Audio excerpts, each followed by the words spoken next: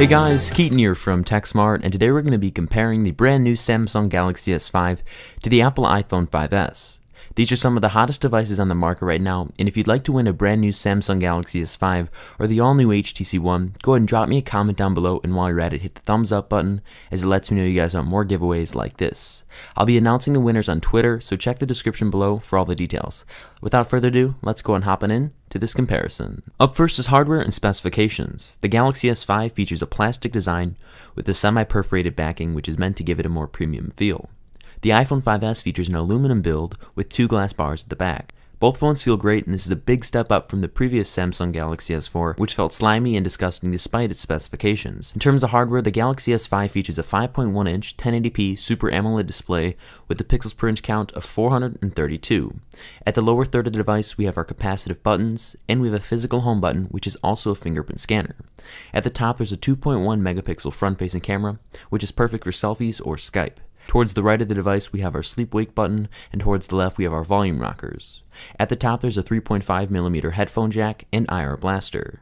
At the bottom, there's a microphone and flap which covers the USB 3.0 charging port. Flipping it to the back is where more goodies lie. At the top, there's a 16-megapixel camera with 4K recording video capabilities, an LED flash, a pulse/heart rate monitor, and a speaker. The Galaxy S5 is IP67 certified, which means it's completely dustproof and protected up to 1 meter of liquid up to 30 minutes. Hopping over to the iPhone 5S and starting with the front, there's a 4-inch Retina display with a pixels per inch count of 326. At the top, there's a 1.2 megapixel front-facing camera, and towards the bottom, there's a home button, which also acts as a fingerprint sensor. Towards the right of the device, there's a SIM card slot depending on your model, and to the left, there's the volume rockers and mute switch. Moving to the back of the phone, there's an 8-megapixel camera and a dual LED flash. Rounding out the remaining specifications of the Galaxy S5, it features a quad-core Snapdragon 2.5 GHz processor, 2 GB of RAM, the Adreno 330 GPU, LTE, Android 4.4.2 at the time of this recording, a 2800 mAh battery, and a micro SD card slot for expandable storage. As for the iPhone 5S, there's a 1.3 GHz dual-core A7 chip with 64-bit architecture, 1 GB of RAM, LTE, iOS 7.1 at the time of this recording, and a battery size of 1,570 milliamps. Moving on to software, the iPhone 5S features iOS 7.1 at the time of this recording and offers a minimalist experience. Minimalism isn't bad, but complexity lies within. From the big icons to the fantastic integration of iOS 7's little quirks, it's a great time. Siri runs well in iOS 7 and is much better than ever before. More commands are being added each update, and it has become integrated in my life more and more. Overall, iOS 7 is snappy and accents the beautiful iPhone 5S superbly. Moving over to the Galaxy S5, Android 4.2.2 is embodied throughout. It's nothing new, but Samsung's TouchWiz skin adds some new features. Some of my new features besides the Google Play Store and the customizability of Android is the new design. The settings menu is revamped, and instead of looking like a list, it has circular icons. Ultra power saving mode rocks too, because in a pinch, it can be dramatically conserved. Obviously, Android offers a different experience, but the customizability is uncomparable to the iPhone 5S. Overall, the software on both the S5 and iPhone 5S works well and offers a pleasurable experience throughout. In terms of the display, both look great on each device. The Samsung Galaxy S5's 5.1-inch 1080p Super AMOLED display looks fantastic. The 432 ppi really goes to show how many pixels can be crammed into a display this size. 5 to 5.1 inches is the perfect medium for me and is far from a phablet. Content looked fantastic and color accuracy is spot on. One thing I love about the display is being able to take pictures, and with the size of the display, it can present those pictures in a nice way. On the other side of the coin, the iPhone 5S doesn't lack in this category either. While it is a 4-inch Retina display, content still looks great. The 326 pixels per inch keeps the content looking sharp, but I feel that Apple can go bigger with the size. While it is a step up from previous models, hopefully we can see a bigger display this year. In sum, both displays look fantastic, but the Galaxy S5 has an edge with its size and pixels per inch count. The cameras on these phones do not lack either. The iPhone 5S's camera has always been faithful on both ends. The 1.2 megapixel front-facing camera is excellent for FaceTime or selfies, but the 8 megapixel rear camera is where the magic truly lies. Photos always seem to look good, while consumers believe the notion that more megapixels means better pictures, but the iPhone 5S completely defies this and continues to produce fantastic looking photos. Instagram shots will look phenomenal, and the different software modes such as panorama mode or changing the filters made my experience that much better. 1080p video capabilities is also featured on the device, and direct uploading to YouTube is even better.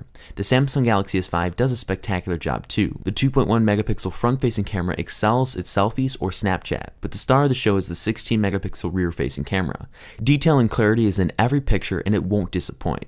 What really embodies this experience is Samsung's software. From beauty shot to HDR mode, you'll always be able to capture that shot with some sort of pizzazz. A unique feature is being able to shoot in 4K or Ultra HD video at 30 frames per second. While it is 4K, it doesn't look spectacular, and that's because the phone does not feature optical image stabilization. Once that is added, 4K will look fantastic on the phone, but in the end, both cameras take care of business and more. Seriously, both these guys will not disappoint. Transitioning onto benchmarks, we'll be testing out Geekbench, GFX Bench, and Antutu. After waiting the duration for each test to conclude, we received the following scores for the Samsung Galaxy S5 and Apple iPhone 5s. Battery life is a big thing for me on any smartphone, and I can say that I was definitely pleased on both devices. The Galaxy S5 features a 2800 mAh battery, while the iPhone 5s rocks a 1570 mAh battery. Throughout my testing, I received around 6.5 hours on the iPhone 5s and around 8 to 9 hours on the Galaxy S5. Again, this was after a week's worth of testing, and I'd conclude that you could stretch the battery duration on both handsets with less usage. This was using both devices moderately with checking Twitter and watching YouTube videos, and I think the Galaxy S5's ultra power saving mode can really stretch that battery life to an insane amount. Up next is my favorite part of the video, which is the new features. Starting off with the iPhone 5s, we have iOS 7, an A7 processor, and a fingerprint sensor. All of these work great, and I think iOS 7 was a much needed overhaul, and the features within boost the experience. Siri is one of these features, and I'm actually starting to use her a lot more. The phone is snappy with decent specifications, and the fingerprint sensor really works well, especially with the iOS 7.1 update, making it more responsive. Security has been simpler with the fingerprinted home button and really adds to the experience. Now, the Galaxy S5 is loaded with new features. The IP67 certification is a great feature starting off. Having a great smartphone that can be that much durable is just the bomb. I truly love it, and it's nice having a sense of security that my phone is that much more durable. Up next is the software, and this is really within TouchWiz. Ultra power saving mode is one of those features, and it's truly astonishing to see how much extra battery life can be conserved if you're ever in a tight scenario. Next time that you have 3% battery and you need to finish up that tweet or text message, it can be done and more. Staying with software, S-Health is a really big thing on the Samsung Galaxy S5. So naturally, fitness really hasn't been a feature manufacturers could focus on because third-party applications could go ahead and do this. And buying a separate accessory is typically needed for high-end accuracy, but the wait is now over and it's a showstopper. S-Health is truly phenomenal on the Galaxy S5. I actually use this daily now, and I didn't think that I'd be using this when I first got the phone. In S-Health, you can add what type of food you consume for the day, and there's also a pedometer portion, which when I got the phone at first, I was a big skeptic on because sometimes pedometers just go off as soon as the phone is moved. While I find it weird to place your finger on the back of the phone and be instructed not to move or talk, it works. It's extremely beneficial if you want to get your heart rate up to a certain number, and it's a feature that I can most definitely get used to. Finally, the fingerprint home button is a nice bonus.